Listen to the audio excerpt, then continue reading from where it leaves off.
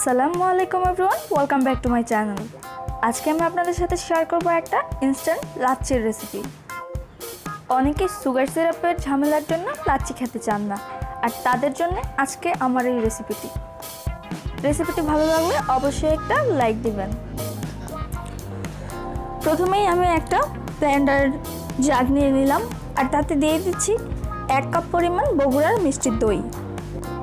বগুড়ার দই যে হতে হবে এমন কোনো কথা নেই, আপনি বাসায় নিজে বানিয়েও ব্যবহার করতে পারেন। তারপর দিয়ে দিলাম 1.5 কাপ পরিমাণ বরফ। এবার সুগার সিরাপের ঝামেলা না গিয়ে দিয়ে দিব পরিমাণ মতো চিনি।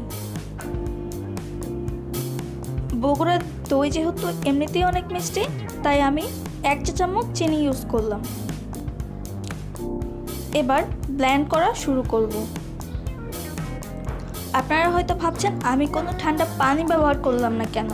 আমি পানির বদলে অনেকগুলো বরফ ব্যবহার করেছি, তাই আমি পানিটা ব্যবহার করতে হয়নি। এবার চিনিটা গলে যাওয়া পর্যন্ত খুব ভালোভাবে ব্লেন্ড করে নিব। অনেক গরম পড়েছে, আর এই গরম থেকে স্বস্তি পেতে অনেকেই বাইরে থেকে কিনে বাসায় কোল্ড ড্রিঙ্কস খেয়ে থাকেন। আমি তাদেরকে রিকোয়েস্ট করব, এসব ভেজাল খাবার না খেয়ে ইনস্ট্যান্ট 1 গ্লাস লাচ্ছি খেয়ে নেবেন, তাহলে মন প্রাণ সবই জুড়িয়ে যাবে। আমার কিন্তু ব্লেন্ড করা শেষ, চিনিগুলো গলে গিয়েছে।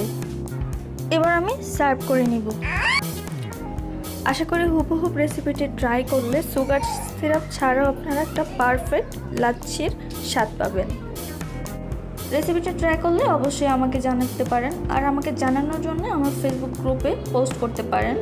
ফেসবুক গ্রুপের লিঙ্ক ডিসক্রিপশন বক্সে দেয়া থাকবে। আশা করি আজকের রেসিপিটি আপনাদের কাছে ভালো লেগেছে, আর এরকম আরও নতুন নতুন রেসিপি পেতে আমার চ্যানেলটি প্লিজ সাবস্ক্রাইব করুন এবং ফ্রেন্ডস অ্যান্ড ফ্যামিলির সাথে শেয়ার করতে একদমই ভুলবেন না।